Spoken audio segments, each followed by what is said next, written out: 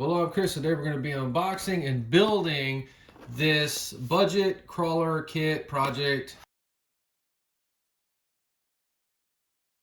You see my hand, you see a large coffee cup right here, 1/16 scale. It's not that bad. So WPL toys, the quality is up there with Tamiya as far as their bodies.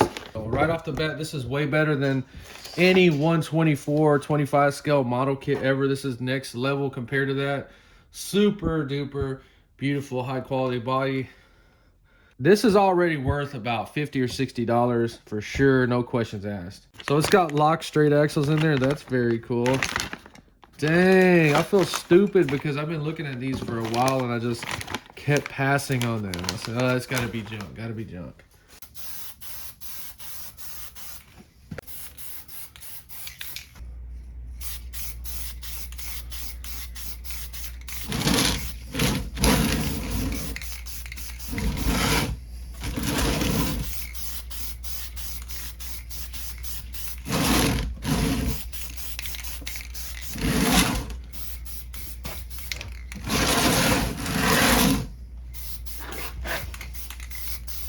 So now we're gonna hit it with lacquer clear coat.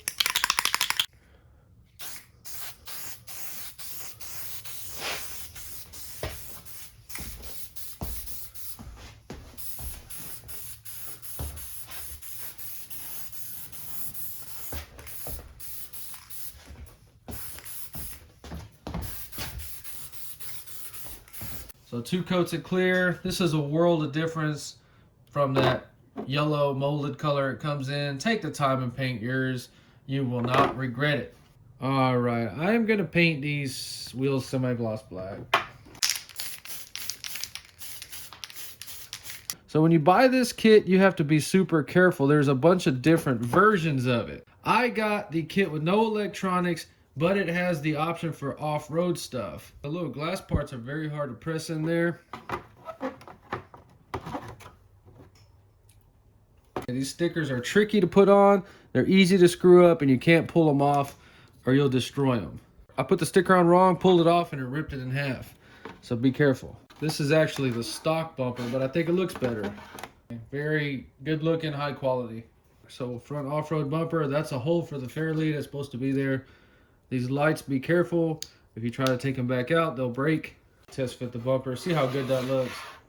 Little signal lights right here. All right, when you put your back bumper on there, get them started in there first because it's going to be hard to push them in.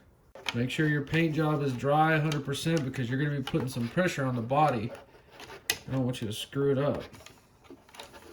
Little license plate holder thing. So I live in the United States, so I'm going to put this license plate. These stickers are very easy to screw up and you can't peel them off, okay? Oh God. When I first seen these stickers, I thought they were awesome, and now I absolutely hate them. They do not allow you any room for error. Peel off this, and they transfer. Tail lights are a little difficult to get in there. Make sure you don't scratch your paint. Little windshield wiper. The off-road version comes with this luggage rack. Looks good. Little ladder. It fits in there somehow. There it goes. Beautiful. Look at that detail. This one has a snorkel on it. You got to put a little sticker right there. What the heck? All right, looks nice. Windshield wipers looking good. It has some off-road lights. Little places for LEDs. I cleaned the glass real good with some alcohol. It does have some imperfections that came with it, but not that bad. Glass will actually lock in place and it'll hold itself up. Let's see how nice it snaps in there. So it's gonna line itself up in there, perfect. So does it have a lot of different screws or what? Let's see. Oh man. So the screws, you're gonna have to figure them out. There's like 5 different kind in here, but the book says there's only 3 different. So this piece is painted as well. This goes to the chassis. Running boards. And then these little brush guards. So I'm still putting paint on the wheels, and you also have to paint this little piece that the spare goes on. So let's go ahead and start the chassis. So mine only came with the body instructions, and they are very weak.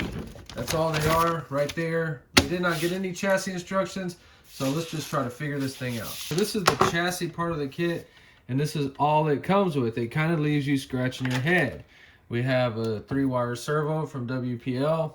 So I bought 3 more crawlers on this level. One thing that's really irritating is they don't want you interchanging or customizing these parts. They made this on purpose so you cannot put a bigger motor on it, and they do not interchange with similar vehicles like this. So this is the MN model D90 transfer case, and why don't they just make one?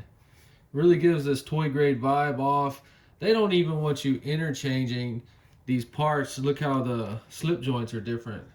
Metal chassis rails. You kind of need 3 hands at first.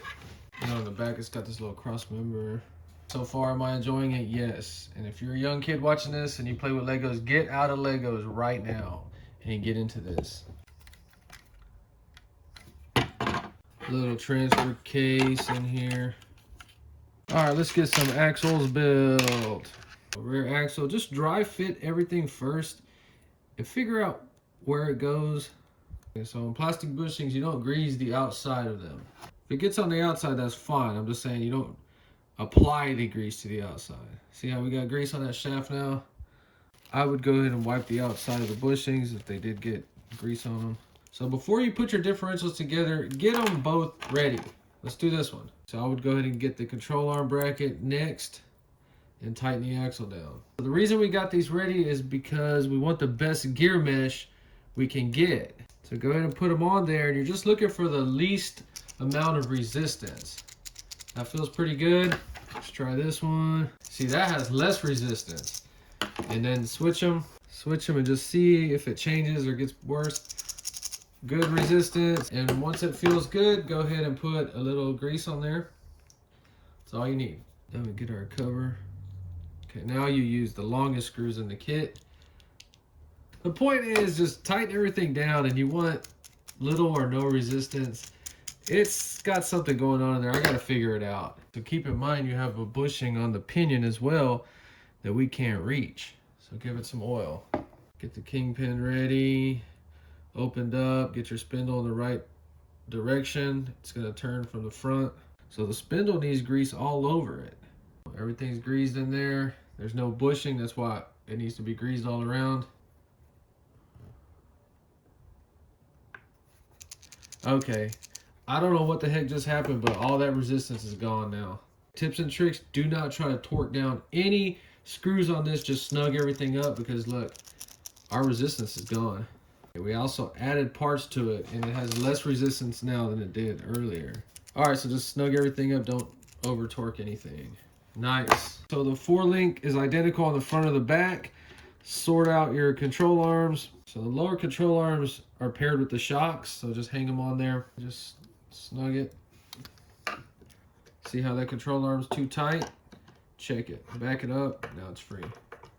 So the rear axle goes on exactly the same way. Let's get some shocks built. The worst thing about this kit are probably going to be the shocks. This is like the spring in a clicky pin. It looks like 2 different rates of springs. Let's go with these. Shocks are the same all the way around. You have a long screw through there. I think you just run it down as far as it'll go. So you want to build them all like this first to make sure they're the same length. You just want to get them all at the same drop. So drop the spring in there. This is the hold down or lock. And there's your shock. So the shock's going like that and attach right there. And you have to screw them in from the opposite side. Okay. So the shocks are not that bad once you get them all on there. You just have to sort of figure them out. So get that link on there first. Now you want to get the servo. This one's already been zeroed out. Get the arm on there. All right, so drop it down in place. It's gonna have a little hold down. This arm. Get it ready. I'm gonna put this rubber through it. Gonna get this little metal thing through there, just like that. Okay, we're gonna go ahead and screw it down here first to get the height right. I think mine lines up right there. So be careful which one of these kits you get, because if you get the one I did, this is where you're gonna stop. This kit does not come with any circuit boards. It throws some LEDs in there and then this JST connection, but that's it. And the motor doesn't even have wires connected to it. As far as the chassis, that's all that comes in the kit. We're at a standstill. If this video gets some views and you want to see it, I will show in a future video putting the WPL K-Truck circuit board in here and getting this thing to come to life. But that's for another video. Let's go ahead and get this thing on the chassis. Keep that in mind that they do have a ready to run version. So the wheels are painted in a lacquer semi-gloss black. Make sure you do both sides. Come on, tire. So we got to paint this little bracket for the spare.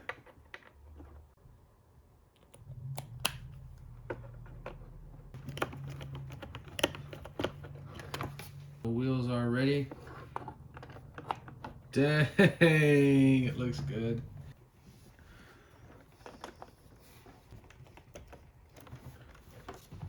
Those little springs ain't that bad. It's definitely got some decent articulation for sure. It's not that bad. Dang, look at that thing. That's a freaking shelf queen, man. I'm not even gonna run that one. I was gonna do the electronics in this video, but my freaking soldering iron quit working. I had to buy a new one and it's not here yet. So we will have a video getting it running in the future and taking it outside and get some footage of it. This thing right here, this is so beautiful. It looks so realistic. I highly recommend this. I paid $52 for this and I'll probably keep it for the rest of my life. So you guys and girls out there that are scared to paint, you have to get over your fear, because once you do, you start producing things like this. And this paint job is not perfect, but it sure does look perfect. I don't know, I'm a few months into RC and I'm hooked on this stuff. And I just want to review it for you guys and let you know if it's something you should spend your money on. And this one passes the test all day and all night. If you enjoyed this video, please like and subscribe. Thanks for watching.